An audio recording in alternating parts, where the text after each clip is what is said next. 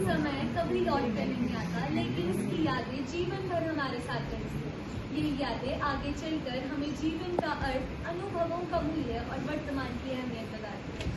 आदरणीय अध्यापिका जी, श्रीमती मनीषा मैम एवं मेरे सभी साथियों, आप सभी को हमारा नमस्कार। मैं निष्ठा और मैं अक्षिता चौहान आज आप सभी के समक्ष प्रसिद्ध लेखक निर्मल वर्मा जी द्वारा रचित जहाँ कोई वापसी नहीं विषय पर अपने कुछ विचार प्रस्तुत करने जा रहे हैं। निर्मल वर्मा जी हिंदी के आधुनिक साहित्य के प्रमुख निबंधकार, उपन्यासकार और कथाकार थे।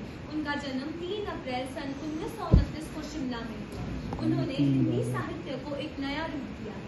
उनकी रचनाओं में संवेदनशीलता, प्रकृति, समृद्धि, समय और जीवन के अनुभवों का बहुत सुंदर चित्रण मिलता है। आज हम जहाँ कोई वापसी नहीं विषय पर अब कुछ चर्चा करने वाले हैं। यह केवल एक यात्रा वृत्तांत नहीं, बल्कि जीवन के अनुभवों और समय के निरंतर प्रवाह पर आधारित एक गहन चिंतन है। इस पाठ में लेखक यह बताते हैं कि जीवन में कुछ ऐसे क्षण भी आते हैं जो एक बार बीत जाने पर फिर कभी लौट कर नहीं आते। समय निरंतर आगे बढ़ता रहता है। मनुष्य केवल इसकी समृद्धि को ही अपने साथ हमेशा के लिए संजो कर रख सकता है। तो अब वंशिका आप सभी को लेखक के परिचय से रूबरू करवाएंगी। किसी महान व्यक्ति की पहचान उसके नाम से नहीं, उसके कर्मों से होती। ऐसे ही महान व्यक्ति निर्मल वर्मा जी, जिनका जन्म 3 अप्रैल 1929 को देवभूमि मध्य प्रदेश के शिमला जिले में हुआ। उनका बचपन हिमाचल की हसीन वादियों में ही बीता। उन्होंने अपनी प्रारंभिक और उच्च शिक्षा मध्य प्रदेश उन्होंने सेंट स्टीफेंस कॉलेज में और दिल्ली विश्वविद्यालय में इतिहास में एमए किया। निर्मल वर्मा जी का मुख्य योगदान हिंदी कथा साहित्य के क्षेत्र पर है और वे नई कहानी आंदोलन के हस्ताक्षर भी माने गए हैं। निर्मल वर्मा जी ने अनेक कहानियाँ, उपन्यास और यात्रा संस्करण पेश किए हैं। निर्मल वर्मा जी की भाषा शैली अत्यंत सूक्ष्म, आत्मनिष्ठ और स्थान पर उन्होंने उर्दू और अंग्रेजी के स्वाभाविक शब्दों का प्रयोग भी किया है। हिंदी साहित्य के रचनाकार निर्मल वर्मा जी का निधन 25 अक्टूबर 2005 की रात को नई दिल्ली के अखिल भारतीय आयुर्विज्ञान संस्था में हुआ। मृत्यु के पश्चात निर्मल वर्मा जी की आयु 76 वर्ष के आसपास थी और वे लंबे समय तक हृदय की बीमारी से पीड़ित थे। आज निर्मल वर्मा जी इस दुनिया में कहीं जीवित तो नहीं है, लेकिन उनके लिए ईश्वर से बस यही कामना करते हैं कि उनकी लेखनी की अमरता हमेशा बनी रहे और हमारे आने वाली पीढ़ियां भी उनके साहित्य और जीवन से प्रेरित हो। अब अक्षिता आपको निर्मल वर्मा जी का सुंदर सा यात्रा संस्मरण जहाँ कोई वापसी नहीं से परिचित कराएं।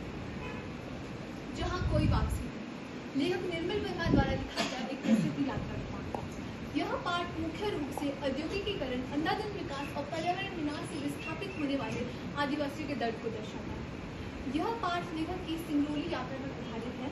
सिंगरौली को उसके प्राकृतिक सौंदर्य के कारण दूसरा कश्मीर भी कहा जाता है, लेकिन उद्योगों और कारखानों की स्थापना के बाद उनका भूगोल और जनजीवन ही बदल गया। लेखक सिंगरौली में अमझर नाम के गांव जाते हैं।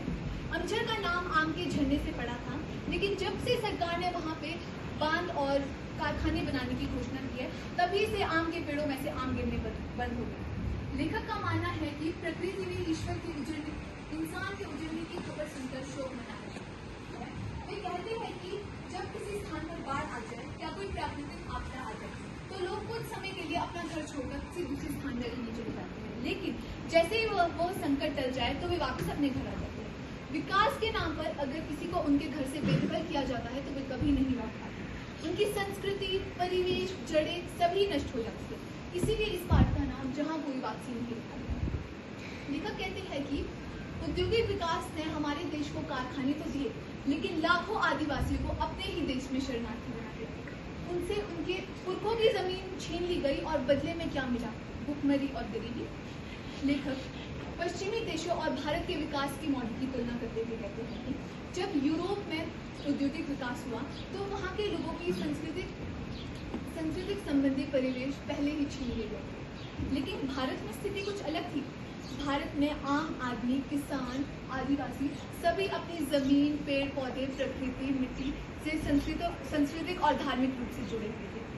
जमीन का छिनना मतलब संस्कृति का छिनना नहीं है, अपितु उसकी पूरी पहचान का नष्ट होना है। यहाँ लेखक दुख व्यक्त करते हुए कहते हैं कि हमारे भारत के योजनाकारों ने केवल पश्चिम की नकल की। उन्होंने उद्योग के लिए जमीन लेते समय आदिवासियों की समृद्ध संस्कृति और प्रकृति को पूरी तरह से नजरअंदाज कर दिया।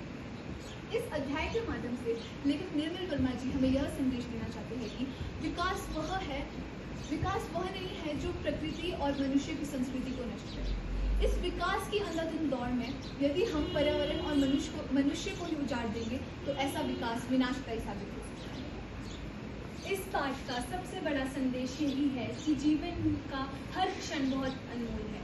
यदि हम वर्तमान में समय का सही उपयोग नहीं करेंगे तो भविष्य में केवल पछतावा ही हमारे साथ रहेगा, क्योंकि बीता हुआ समय कभी लौट कर नहीं आता। यह गद्य रचना हमें अपने अतीत से सीखने, वर्तमान का सम्मान करने और भविष्य में सही निर्णय लेने की प्रेरणा देती है। लेखक ने बहुत सरल भाषा में जीवन का बहुत बड़ा सत्य हम सभी के सामने रखा है। तो अंत में मैं निर्मल वर्मा जी से द्वारा उनसे प्रेरित होकर एक पंक्ति कहना चाहूँगी कि बीता हुआ समय कभी लौट कर नहीं आता, वह केवल स्मृति के रूप में ही हमारे साथ रहता है। इसलिए वर्तमान को ही अपना सबसे बड़ा अवसर समझकर जीना चाहिए। तो यह हमारी प्रस्तुति का अंत है। आशा करती हूँ आप सभी ने इससे कुछ नया सीखा होगा। धन्यवाद।